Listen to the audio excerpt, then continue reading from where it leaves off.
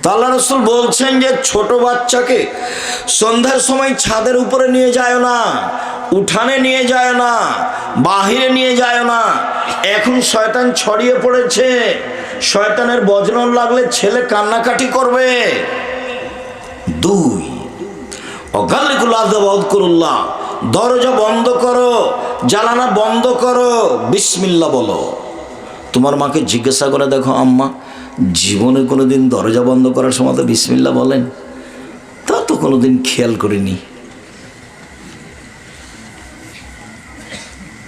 আল্লাহ রাসূল বলছে অখু কেরাবাকুম ওয়াজকুরুল্লাহ, যত জিনিসের পাতিল আছে, চাউল আছে, ডাল আছে, সরিষা আছে, তেল আছে, সবকে ঢেকে রাখো, বিসমিল্লাহ বলো।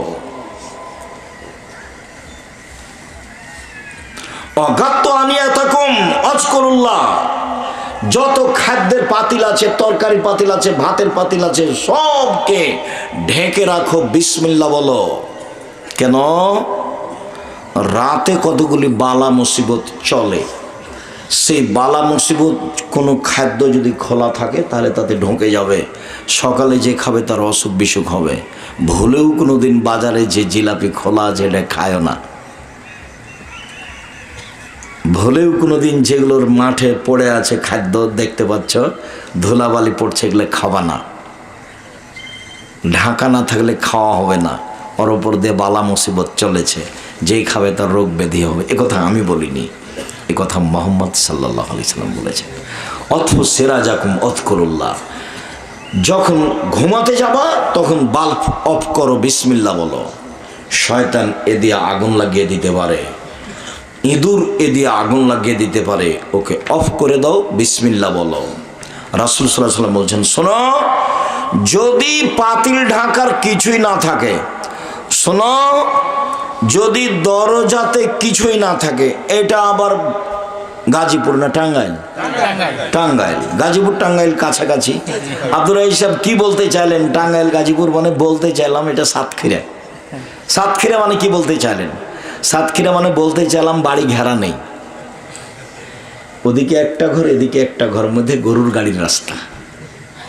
এই জীবন একটা ফালতু জীবন, এটা অগ্রহণীয় জীবন। দুঃখিত। গরিব মানুষ হলে চট দিয়ে ঘেরবেন, চতুর্দিক ঢোকার জায়গাতে একটা চট লাগিয়ে রাখবেন, সালাম দিয়ে ঢুকবেন। আল্লাহ রাসূল বলছেন 3 শ্রেণীর মানুষ আল্লাহর জিম্মেদারিতে থাকে, নিরাপদ। তার এক শ্রেণীর মানুষ যে সালাম দিয়ে বাড়িতে ঢোকে। তো আপনার দরজাই তো নাই, কোথায় সালাম দেবেন আপনি? শিষ্টাচার কাকে বলে আমি কি দিয়ে বুঝাই আপনাকে? আপনার জীবন যে পশু প্রাণীর মতো, আমি বুঝাতে না পারলে আমি ব্যর্থ। আল্লাহ রাসূল বলছেন যে কেউ যদি সালাম দিয়ে বাড়িতে ঢুকে তখন ও কার জিম্মেদারিতে থাকে?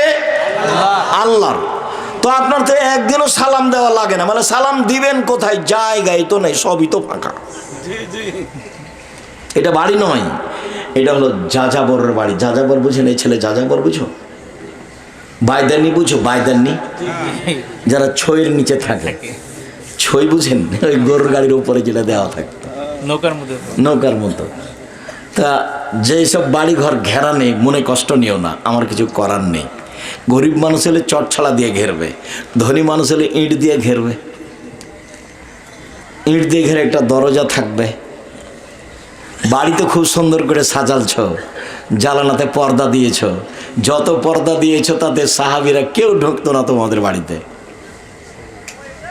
যেসব বাড়ি খুব ঝকঝকে কাপড়ের পর্দা দিয়ে ঢাকা আছে, আবু আইয়ুব আনসারী সে বাড়িতে ঢোকেননি। দেখো তুমি উপদেশ বই আছে, যেটা ছবি মূর্তি। ছবি মূর্তির বক্তব্য ছিল শুক্রবারে রাতে। দেখো আবু আইয়ুব আনসারী তোমাদের বাড়িতে প্রবেশ করতেন না, যেভাবে তোমাদের বাড়ি সাজানো আছে। সম্মানিত দিনী ভাই বোন, বাড়ি ঘেরা নাই, শিষ্টাচার কাকে বলে? সালাম কোথায় দেবো কোনো জায়গায় নেই। দরজা গরিব মানুষ কিছু নাই, একটা চট ছালা মুখের উপরে দেওয়া আছে। আল্লাহ রাসূল বলছেন বিসমিল্লাহ বলে তুমি এই চটের নিচে এই দরজায় একটা খড়ি রেখে দাও, সকাল পর্যন্ত শয়তানের ক্ষমতা নেই এখান দিয়ে ঢুকতে, ওর বাবাও পারবে না। আমি এই কথা বলিনি, এই কথা মুহাম্মদ সাল্লাল্লাহু আলাইহি সাল্লাম বলেছেন, হাদিস বুখারী মুসলিম। তোমার মা কি করে তোমার আব্বা বলছে যে আমার ওয়াইফ খুব ভালো রান্না করতে পারে। ঠিক বলেছে, রান্না করতে পারে। আমি বলছি তোমার আম্মা হস্তিনী, তোমার আম্মা সংসার জানে না। তোমার আম্মাকে তালাক দিতে বলিনি আমি তোমার আব্বাকে, তবে দেওয়া উচিত, দেওয়ারই পরামর্শ থাকছে। এদের সংসার চলবে না। সংসারও কাকে বলে সেটা জানে না। বড় হয়েছে, বাপে বিবাহ দিয়েছে, স্বামীর কাছে গেছে, তাই বাচ্চা হয়ে গেছে, সেজন্য মা। ও তো বাচ্চাকে দুধ খাওয়াতে জানে না। তোমার মা ভাতের পাতিল থেকে ভাত বের করতে জানে না। তোমার মা ভাতের পাতিলে চাউল দিতে জানে না। কি বলেন আব্দুর রাজ্জাক সাহেব? আমার মা 40 বছর থেকে সংসার করছে। তোমার মা 40 বছর থেকে সংসার ভুল করেছে। এবছর হজ সফরে যাওয়ার জন্য হাজি ক্যাম্পে ঢুকেছি, তখন একটা লোক বলছে স্যান্ডেল খোলেন, স্যান্ডেল খোলেন। কেন? তো বলছে যে এহরাম বাঁধবেন, এহরাম বাঁধবেন। তো কেন এহরাম বাঁধবো? তাহলে এহরাম বাঁধবেন না? কেন এহরাম বাঁধবো? তো আমি তো এলামলামে এহরাম বাঁধবো, এখানে কেন? তখন আমাকে বলছে ঘুমের ঘরে যদি পার হয়ে যায়, ঘুমের ঘরে যদি পার হয়ে যায়। বলে ঘুমের ঘরে পার হয়ে গেলে জরিমানা দিব। তো এখানে এহরাম বাঁধবো কেন? কদিন থেকে এরকম করেন? আপনার সাথে আমার 13 সালে দেখা হয়েছিল মনে হচ্ছে। বলে 24 বছর থেকে এখানে দায়িত্ব পালন করি, বৃদ্ধ মানুষ। এখন আমি বলছি যে ঢুকবে তাকে বলবেন 24 বছর থেকে মানুষের হজ বাতিল করেছি, 24 বছর থেকে মানুষের হজ বাতিল করেছি। কে বলেছে? আব্দুর রাজ্জাক বিন ইউসুফ বলেছেন 24 বছর থেকে মানুষের হজ বাতিল করেছি। কে বলেছেন? আব্দুর রাজ্জাক বিন ইউসুফ বলেছেন। এভাবে বলতে থাকেন, দেখা যাক কি হয়। আর এখান দিয়ে পয়সা ইনকাম করতে হবে না। শেষ পর্যন্ত যদি কোনো রুজির ব্যবস্থা না থাকে তো জামিয়া সালাফে চলে আসেন, মসজিদ পরিষ্কার করবেন, একটা বেতন দেওয়া হবে, খাবেন ইনশাআল্লাহ। এতিম অসহায়ের জন্য কোনো সমস্যা নেই। আর আপনাকে তো বলেছি আপনার মতো বাপ আমি চাইনি, আপনার মতো বাপ আমি চাইনি। আমি হাদিসের মধ্যে আছি, আপনার মতো বাপ আমি চাইনি। কেমন বাপ চেয়েছি? আবু বকর সিদ্দিকের মতো রাদিয়াল্লাহু তাআলা। আপনাকে আমি কেমন পিতা চেয়েছি?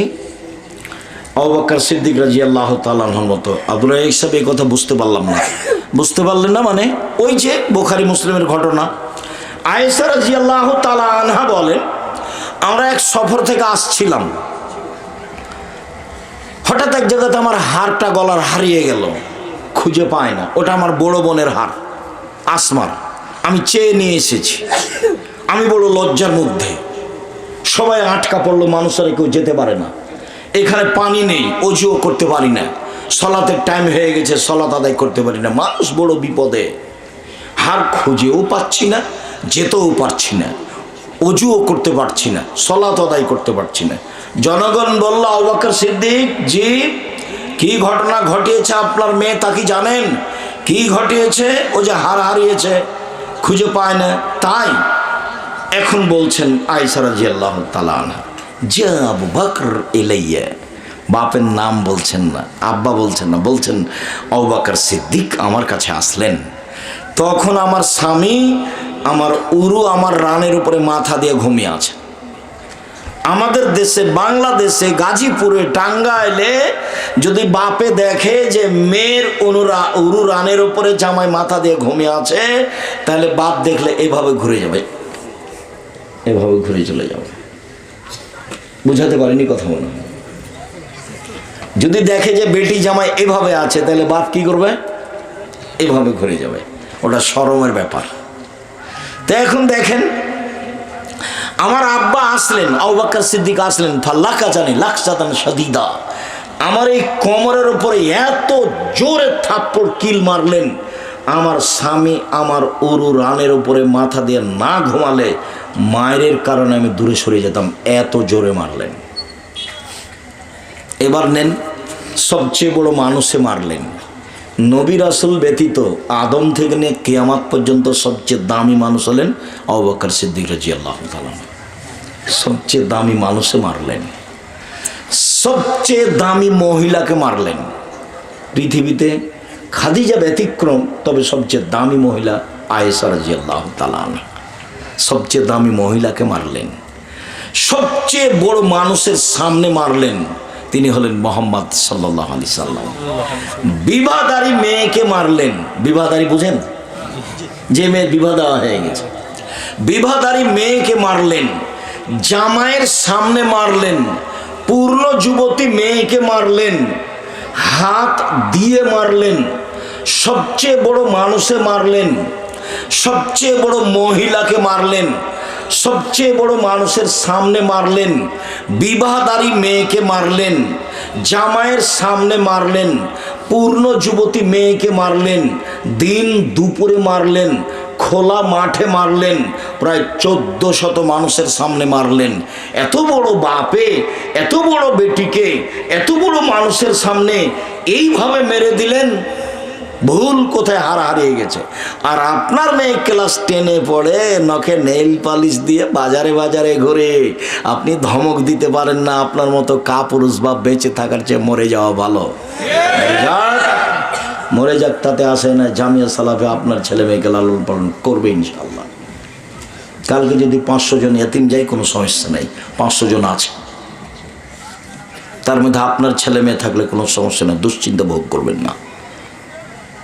দামি দামি শিক্ষক, আরবি বাংলা ইংরেজি শিক্ষা দর্জন সব প্রস্তুত আছে। সম্মানিত দিনী ভাই বোন, বলছিলাম কাসুল আজফারে নবীগণের বৈশিষ্ট্য, নখ কেটে ফেলতে হবে, হালাকুল আনাতে নাক ফুলে বেতে বগলে লোম উঠিয়ে ফেলতে হবে। নারী পুরুষ একই হুকুম, বগলে ব্লেড ব্যবহার করা হবে না। নারী পুরুষ একই হুকুম। হালাকুল আনাতে নিচের লোম পরিষ্কার করতে হবে, ঊর্ধ্বে টান 40 দিন। যেভাবে সহজ, যেভাবে সম্ভব, নারী পুরুষ একই হুকুম। ইন্তেকাসুল মা, পেশাব পায়খানার পরে পানি দিয়ে পবিত্রতা অর্জন করতে হবে। আগে ঢেল টিস্যু পেপার পরে পানি, এটা মিথ্যা। আপনি কষ্ট নিয়েন না, আপনাকে আমার কথা মানতে হবে, কথা আমি বলিনি, তবে বলার অধিকার আছে তাই বলছি। বুঝতে পারেননি কথা? আগে ঢেল টিস্যু পেপার পরে পানি, এ কথা নয়, এটা ধর্ম নয়। পানি নেই তখন ঢেল টিস্যু পেপার, এটা হলো শরীয়ত। আপনি পানি দিয়ে পবিত্রতা অর্জন করেছেন, হাতে পেশাব পায়খানা লেগেছে, রাসূলের পদ্ধতি মাটি দিয়ে মেজে নাও। এখন তো আরো উন্নত মানের জিনিস আছে, সাবান আছে, আরো তো কত কি আছে, মাঝে পানি দিয়ে পবিত্রতা অর্জন করতে হবে। সকল নবীর নীতি, সব নবীর বৈশিষ্ট্য, পানি দিয়ে পবিত্রতা অর্জন করতে হবে। আগে ঢেল টিস্যু পেপার পরে পানি, এ কথা ঠিক নয়। ঢেল নিয়ে 40 কদম হাঁটতে হবে, এইটা নোংরামি, মনে কষ্ট নিয়েন না। পায়ের উপরে পা উঠাতে হবে, খক খক করে কাশতে হবে, এটা বিধান নয়। যদি পায়ের উপরে পা উঠাতে হয়, যদি খক খক করে কাশতে হয়, যদি 40 কদম হাঁটতে হয়, আপনি জান্নাতে যেতে চাচ্ছেন পবিত্রতা অর্জন করে, আপনার বউকে পবিত্রতা অর্জন করতে হবে না? বউকে আপনি ঢেল নিয়ে 40 কদম হাঁটতে বলেন, বলে আব্দুর রাজ্জাক সাহেব কেমন কেমন লাগবে? ও, বউ যদি হাঁটে কেমন কেমন লাগে পুরুষকে, তা আপনি যখন হাঁটেন এভাবে, তখন মহিলাকেও কেমন কেমন লাগে। দুটাই একই, দুটাই হলো একই। অন্যের উপরে বুঝ চাপিয়ে দিয়েন না, অযথা বোঝা মাথায় করিয়েন না, সহজ পথ। আব্দুর রাজ্জাক সাহেব থামেন, একটু কথা শোনেন। আসলে না, আমার পেশাবের কিছুক্ষণ পরে পেশাব আসে, সেই জন্য আমাকে 40 মিনিট থাকাই লাগে। তুমি যদি এইটা মনে করো, তাহলে তুমি বুঝো শয়তান আমাকে ধরেছে। 40 মিনিট কেন, 40 ঘন্টা পরে যদি তুমি ঢেল ফেলো, তবু মনে হবে যে পেশাব আসলো, তোমাকে শয়তান ধরেছে। তোমার নাম, এটার নাম অসা, এটার নাম কি? অসা। তোমারও আছে, তোমার স্ত্রীরও আছে। ঘন্টা লেগে যাবে টয়লেট থেকে বেরোতে, গাড়ি ছুটে যাবে। পেশাব পায়খানা, বাস পানি খরচ করো, পেশাব পায়খানায় বসো, বিসমিল্লাহ আউযু বিকা মিনাল খুবুস ওয়াল খাবায়েস। যদি বিসমিল্লাহ বলো, শয়তান কানা হয়ে গেছে, দেখতেও পাবে না। আর যদি বিসমিল্লাহ না বলো, তো দেখতে পাবে, ক্ষতি করতে পারবে না। বুঝাতে পারিনি, এভাবে বলতে হবে, আল্লাহুম্মা ইন্নী আউযু বিকা মিনাল খুবুস ওয়াল খাবায়েস। এখন দেখতে পাবে, ক্ষতি করতে পারবে না। 2, বিসমিল্লাহ আল্লাহুম্মা ইন্নী আউযু বিকা মিনাল খুবুস ওয়াল খাবায়েস। ক্ষতি তো দূরের কথা, দেখতেই পাবে না। বিসমিল্লাহ অন্তরাল করে দিয়েছি, কি দিয়ে আপনাকে বোঝায় বিসমিল্লাহ কি জিনিস? অন্তরাল করে দিয়েছে, কানা হয়ে গেছে, দেখতেই পাবে না। পেশাব পায়খানা থেকে পবিত্রতা অর্জনের পরে উঠে বলেন গোফরানাকা, ক্ষমা চাচ্ছি তোমার কাছে, সব ঠিকঠাক ক্ষমা হয়ে যাবে। তুমি পেশাব পায়খানার পরে পানি দিয়ে পবিত্রতা অর্জন করে হাত মেটে নাও। যা ফোটাফাটি আসছে পেশাবের আসতে দাও, তুমি ওভাবে পাগল হয়ে না। অজু করে আবার সালাত আদায় করে নিও। যদি কোনো পথ না থাকে এমনি পড়ে নিও। একটু পরে বলছি, কয়েক মিনিট বলবো ইনশাআল্লাহ। অসম্ভব যেটা সেটা আল্লাহ তোমার উপরে চাপাবে না, আপনার উপরে চাপাবে না যেটা অসম্ভব। সম্মানিত দিনী ভাই বোন, আপনাকে আমি অনুরোধ জানাচ্ছিলাম, নবীগণের বৈশিষ্ট্য এইগুলি। নবীগণের বৈশিষ্ট্য পালন করার চেষ্টা করুন প্রাণপণে। পরিবারকে সুন্দর করে গড়ার চেষ্টা করুন প্রাণপণে। এক, ছেলে মেয়েকে বিদ্যা শিখিয়ে দেন। দুই, শিষ্টাচার শিখিয়ে দেন। শিষ্টাচার কি জিনিস? তিন, ছেলে মেয়েকে পরিপাটি করে সাজগোজ করে রাখেন। চার, ছেলে মেয়েকে পাহারা দেন। সালাত আদায় করেছ? জি না, দাঁত ভেঙে দেবো একবারে। সালাত আদায় করে আসবে, তারপরে কোনো কথা। 7 বছর বয়সে ছেলে মেয়েকে সালাতের জন্য বলতে হবে। 10 বছর বয়সে পিটাতে হবে। 15 বছর বয়সে ছেলে মেয়ে নামাজ পড়ে না, তখনও বাপ বেঁচে আছে, এই কথা মিথ্যে, ওর বাপ নেই। 7 বছর বয়সে ছেলে মেয়েকে সালাত আদায়ের জন্য বলতে হবে, তার নাম মা, তার নাম বাপ। 10 বছর বয়সে লাঠির মাধ্যমে সালাত আদায় করাতে হবে, তার নাম বাপ। 15 বছর বয়স হয়ে গেছে, এখন বড় হয়ে গেছে, সালাত আদায় করে না, তখনও বাপ বেঁচে আছে, কথা মিথ্যা। শুনুন, ইবাদতের জগতে সবচেয়ে দামি ইবাদত হলো সিয়াম, রোজা। বৃহস্পতিবারে আজকে রোজা ছিলেন বলে আমি ধারণা করছি। ঠগায়েন না কাউকে, মনে করিয়েন না যে আমি রোজা ছিলাম না, কাউকে ঠগিয়ে দিয়েছি, এটা আপনি মনে করিয়েন না। মোহাম্মদ সাল্লাল্লাহু আলাইহি সাল্লাম কোন কোন 2 দিন সিয়াম থাকা ভালোবাসতেন? সোমবার, বৃহস্পতিবার আর সোমবার। কেন বলতে পারেন? মানুষের পাপ নেকি এই 2 দিনে আল্লাহর কাছে পেশ করা হয়। তা আমাদের নবী চাইতেন যে আমার আমলটা দেখো, সিয়াম অবস্থায় দেখো, দেখো সিয়াম অবস্থায় দেখো। এই জন্য তিনি এই 2 দিন সিয়াম থাকা ভালোবাসতেন। শাবান মাসে বেশি বেশি সিয়াম থাকতেন, খুব বেশি। তো সাহাবীগণ বলছেন, আচ্ছা আল্লাহ রাসূল, আপনি শাবান মাসে এত সিয়াম থাকেন কেন? তখন আল্লাহ রাসূল বলছেন, আরে শোনো শোনো, শাবান একটা মাস, রজব ও রমজানের মাঝে। শাবান একটা মাস, রজব ও রমজানের মাঝে মানুষ তাতে বেখিয়াল থাকে। বাৎসরিক রিপোর্ট পেশ করা হয় এই মাসে আল্লাহর কাছে। আমার মন চায় আমার রিপোর্টটা আল্লাহ দেখুক সিয়াম অবস্থায়, এই জন্য আমি বেশি বেশি সিয়াম থাকি। আল্লাহ রাসূলের জানা ছিল না সেদিন কোন দিন। কিভাবে ভারত, বাংলাদেশ, পাকিস্তানের আলেম ওলামা জেনে নিয়েছেন সেদিন 15ই শাবান। আমার কাছে ধরা পড়েনি, আমার কাছে অত বিদ্যা নেই, ভাঙাচোরা টুটা ফাটা আছে। তাতে আমি 97 সাল থেকে ধর্ম তদন্ত করি, মানে ফতোয়া লিখি, আর 16 সাল থেকে ফতোয়া বোর্ড পরিচালনা করি। আমি আপনার বিদ্যাকে প্রাধান্য দিই, আপনার বিদ্যা বেশি, তবে আমি চর্চা করি বেশি। আপনাকে আমি খাটো করতে আসিনি। আমি 97 থেকে ফতোয়া লিখি আর 16 সাল থেকে ফতোয়া বোর্ড পরিচালনা করি। তাতে আপনাকে বলতে চেয়েছি আমি যে এই বিষয়টা আমি মোটামুটি ভালো বুঝি, তবে আমি মানুষ, কোথাও ভুল ত্রুটি থাকতেও পারে। আমার দৃঢ়তা কাজ করে। জাতির যদি রাস্তাঘাট করে দিতে না পারি, জাতির যদি স্কুল কলেজ করে দিতে না পারি, জাতিকে চূড়ান্ত সঠিক ধর্ম দিতে পারবো ইনশাআল্লাহ। ধর্মের ব্যাপারে জাতিকে ফাঁকি দিয়ে পরকাল হারাতে রাজি নই, এটা আমি চাই না। সম্মানিত দিনী ভাই বোন, বলছিলাম 10 বছর বয়সে পিটিয়ে সালাত আদায় করাতে হবে। 15 বছর বয়সে সালাত আদায় করে না, বাপ বেঁচে আছে, কথা ঠিক নয়। যে কোনো মূল্যে সালাত আদায় করতে হবে। অজু করে সালাত আদায় করতে হয়, পানি নেই, তায়াম্মুম করে করতে হবে। মাটি নেই, অজু তায়াম্মুম ছাড়াই সালাত আদায় করতে হবে। কেবলার দিকে মুখ করে সালাত আদায় করতে হয়, কেবলা বোঝা যায় না, এমনিতেই পড়তে হবে কেবলা ছাড়া। দাঁড়িয়ে সালাত আদায় করতে হয়, দাঁড়িয়ে থাকা যায় না। বসে থেকে সালাত আদায় করতে হবে, বসে থাকা যায় না। শুয়ে থেকে সালাত আদায় করতে হবে। ইবাদতের জগতে ভিন্ন ধরনের ইবাদত সালাত, ব্যতিক্রম ইবাদত সালাত। সালাত এমন একটা ইবাদত যার উপরে নির্ভর করে অন্য অন্য ইবাদত।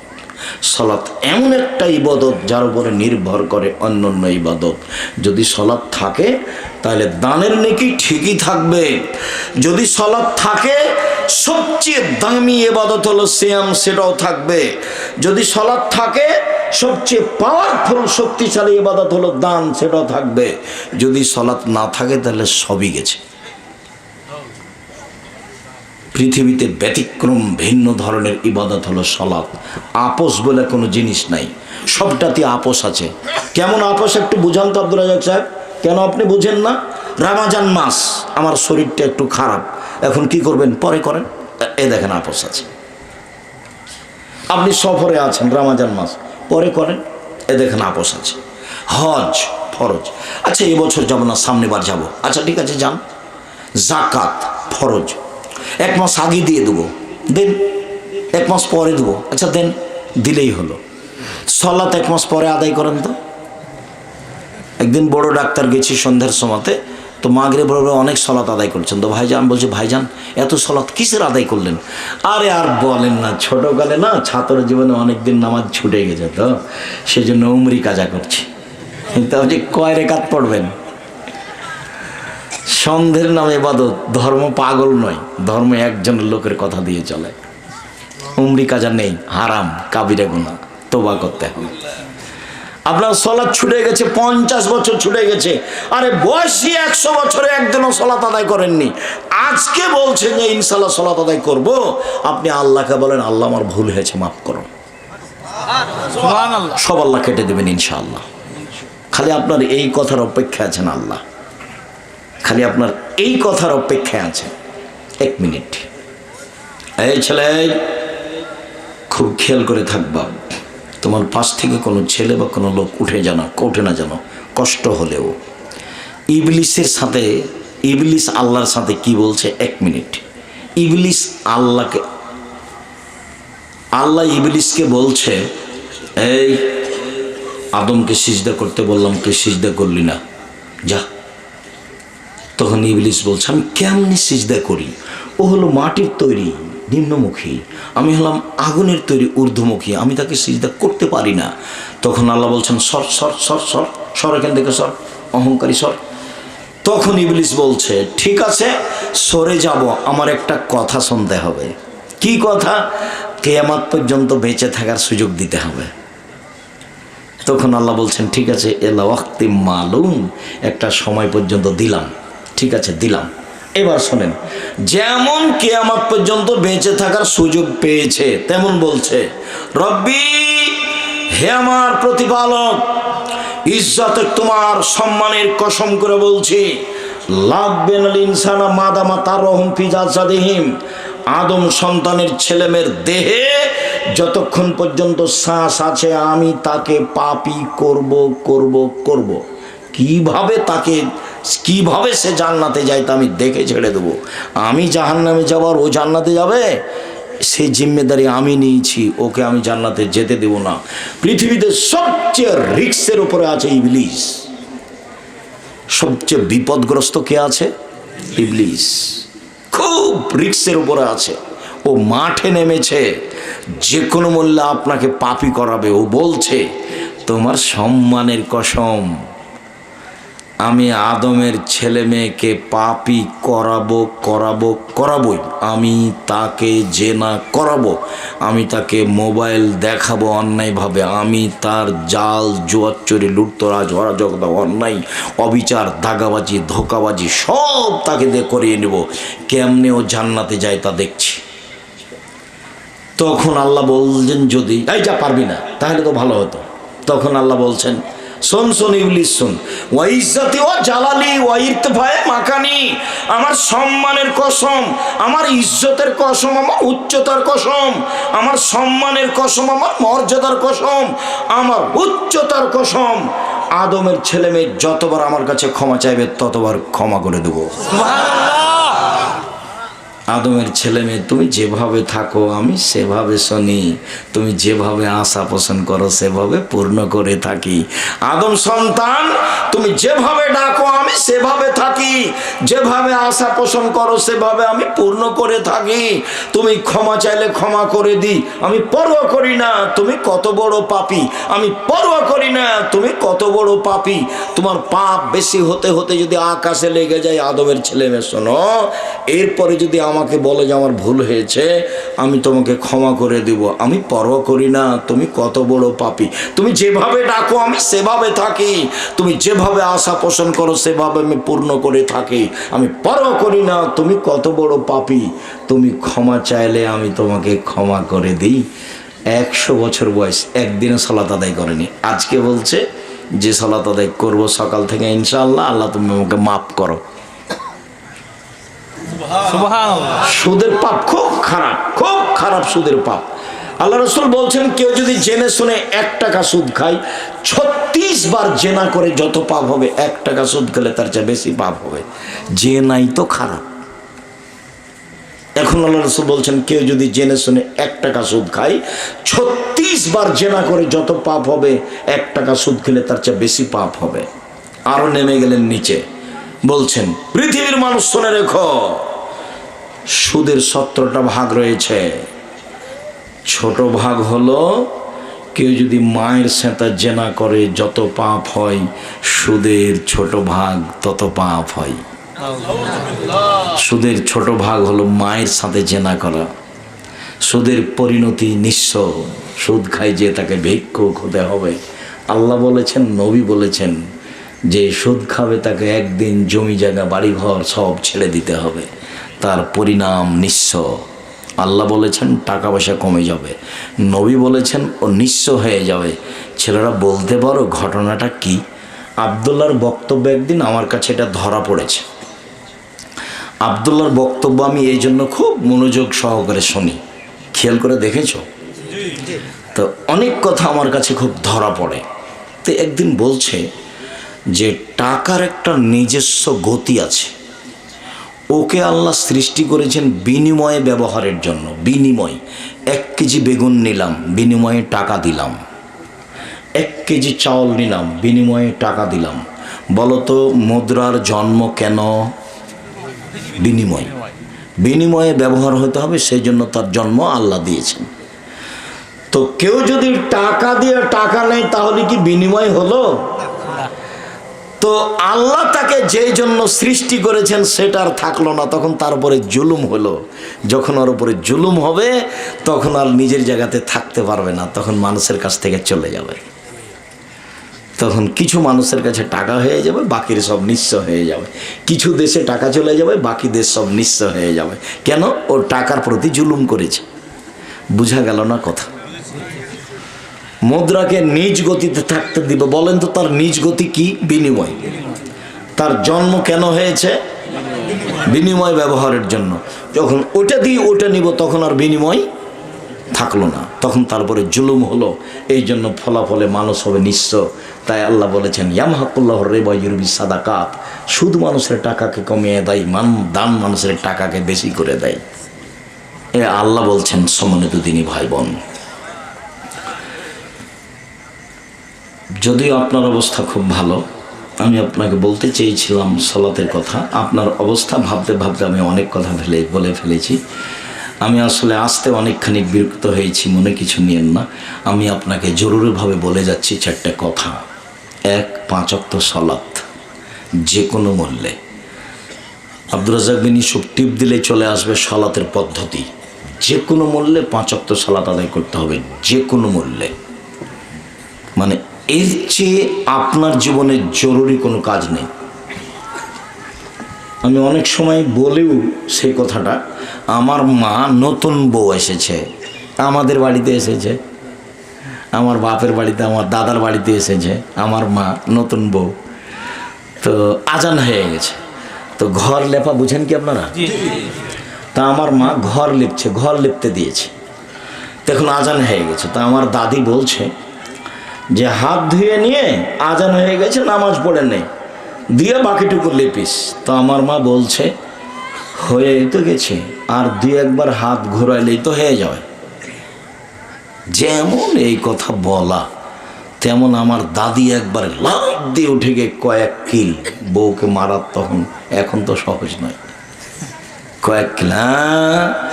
আমি বলছি আজান হয়ে গেছে, আহা দিয়ে নামাজ পড়ে নে, আর তুই বলছিস যে দুবার হাত ঘোরাইলেই হয়ে যাবে। তোর সাহসে তো আমি অবাক হয়ে গেলাম। আমার মা মাঝে মধ্যে নকল করতেন এই কথা। আমার মা, আমার দাদি মোটেও সহ্য করতেন না। বলছে যে বৃষ্টি হচ্ছে, ধান ভিজে গেল মাঠে, ভিজে যাক, যে এতক্ষণ সুযোগ শুকাচ্ছিল সে আবার শুকাবে, আজান হয়েছে সালাত আদায় করতে হবে। উনি যে কিভাবে বুঝতেন আল্লাহই ভালো জানে। আমি হলে জিজ্ঞাসা করতাম, দাদি আপনি এভাবে কিভাবে বুঝলেন? আমি তো দেখে শুনে বুঝি। সম্মানিত দিনী ভাই বোন, একটা জিনিসের সাথে আপোষ করিয়েন না, সেটা হলো সালাত, যে কোনো মূল্যে।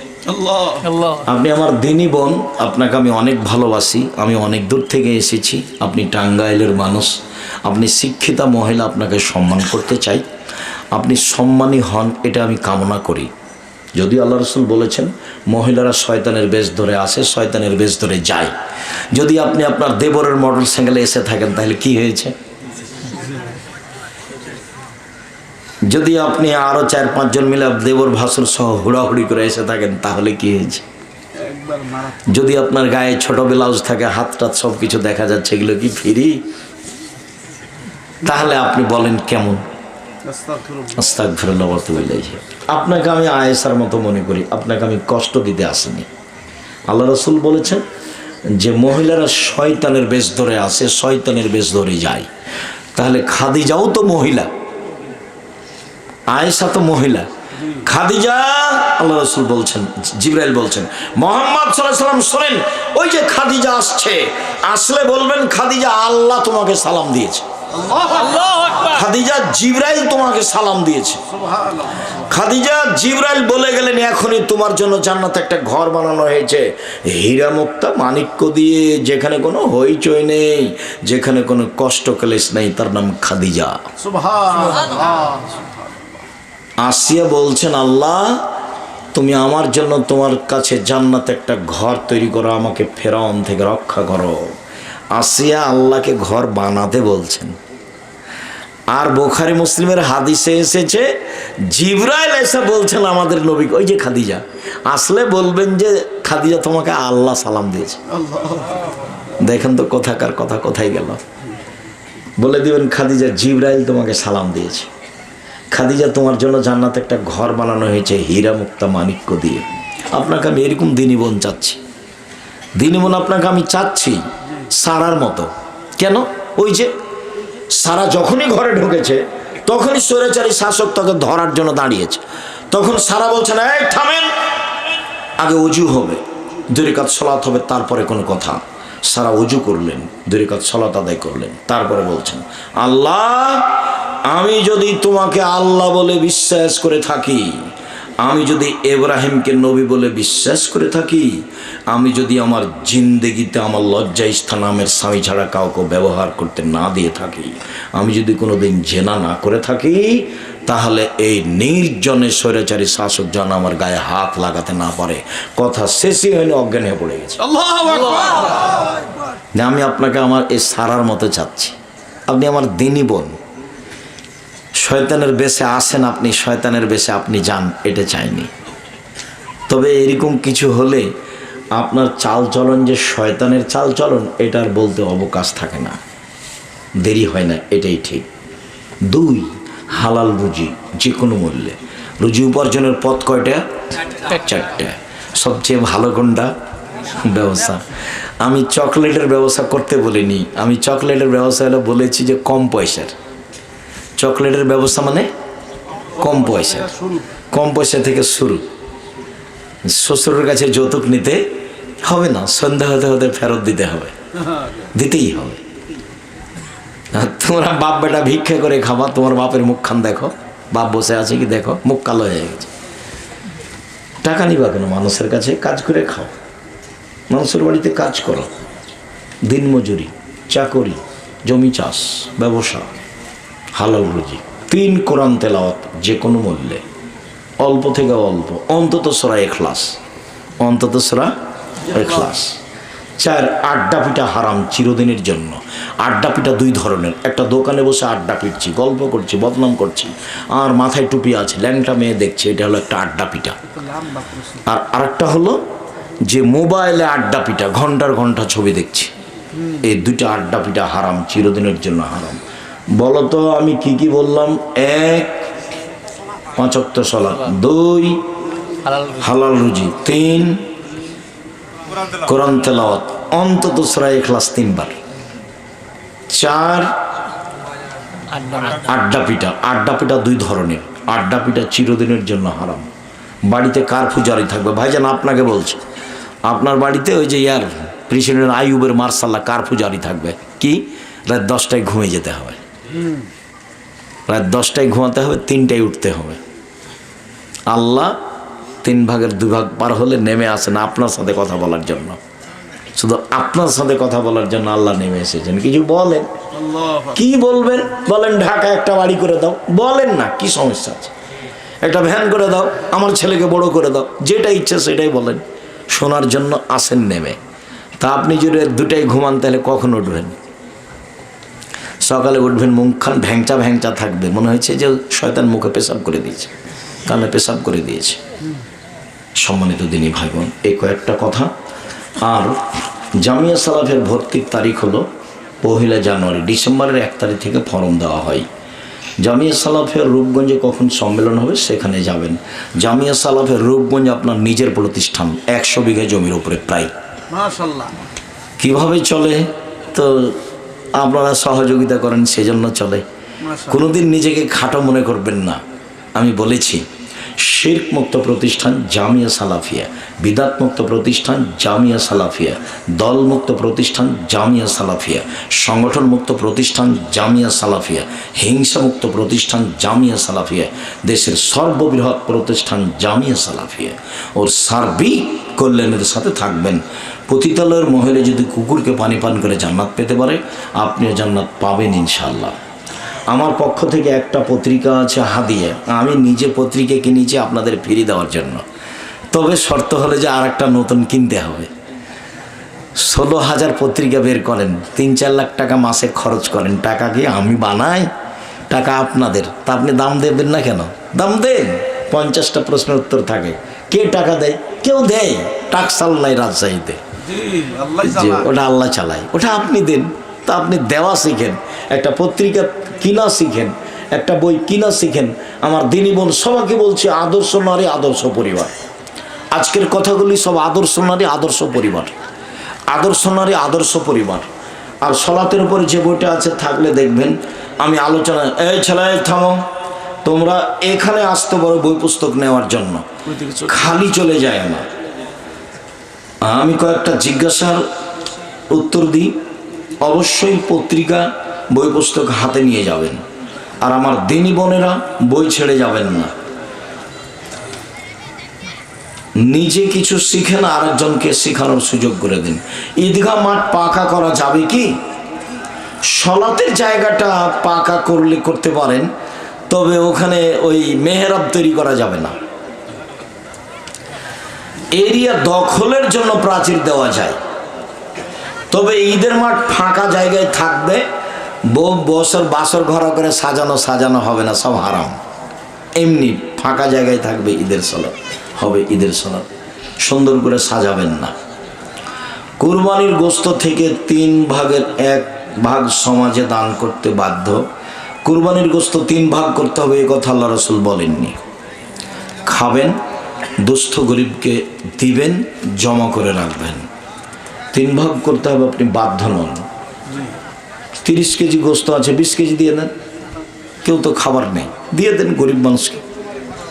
10 কেজি রাখেন, সবই দিয়ে দেন 2-1 কেজি রেখে। কেউ নাই নেওয়ার, সবই রেখে দেন। 2 জন মানুষ জামাতে সালাত আদায় করছে, আমি তৃতীয় ব্যক্তি হিসাবে কিভাবে দাঁড়াবো? ও আগে চলে যাবে, আর না হলে তুমি যে তার ডান দিকে আছে ওখানে পিছে চলে আসবে, উনি ওখানেই থাকবে। 2 জন আছে তো ডান দিকে আপনি ধরে ওকে পিছনে করে দিবেন, ইমাম ওখানেই থাকবে। জাতীয় সঙ্গীত শিরক। জনৈক বক্তা বলেছেন, বাড়িতে থাকা অবস্থায় ভাগে কুরবানি অপছন্দ করলে সে কাফের। এত বড় কথা কেন? কাফের কেন? তুমি মনে হয় ভুল বলছো, আল্লাহ মাফ করো। কাফের বলা হবে না। যাকে কাফের বলছে ও যদি কাফের না হয় তাহলে যে বলেছে সেই কাফের। অনেক হাদিস, কাউকে কাফের বলা হবে না। ভাগে কুরবানি 7 পরিবারের পক্ষ থেকে কুরবানি নেই। পরিবারের পক্ষ থেকে একটা পশু কুরবানি হতে হবে। 7 জন চলে, 7 পরিবার চলে না। অতএব আমার দেশে সবাই পরিবারের মালিক, আমাদের সবাইকেই অন্তত একটা প্রাণী কুরবানি করতে হবে, সেটা কম দাম থেকে কম দাম ভেড়া ভেড়ি হলেও। অনেকে চলে যেতেছে। আচ্ছা, ওই জিজ্ঞাসার উত্তরগুলো খেয়াল করবেন, আর খালি যাবেন না কেউ, সবাই বই পুস্তক সাথে নিয়ে যাবেন। কোন এক রাজনৈতিক দলকে হুজুর এক মৌলভী টাকা সুদি করে, সুদ খায়, ক্রয় করছে, তার জমি বৈধ হবে কি? সুদের টাকা দিয়ে জমি কিনছে মনে হয়, হারাম। মসজিদের মাইকে মৃত্যুর সংবাদ প্রচার করা হারাম।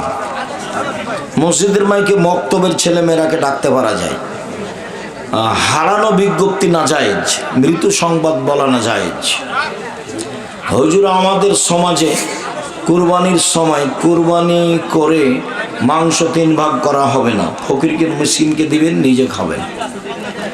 আমি জানাজার সালাত আদায়ের জন্য বের হয়েছি, যদি 1 অথবা 2 তাকবীর পিছনে পড়ি, ইমামের সাথে সালাম ফিরে দিতে হবে, কিছু করা লাগবে না।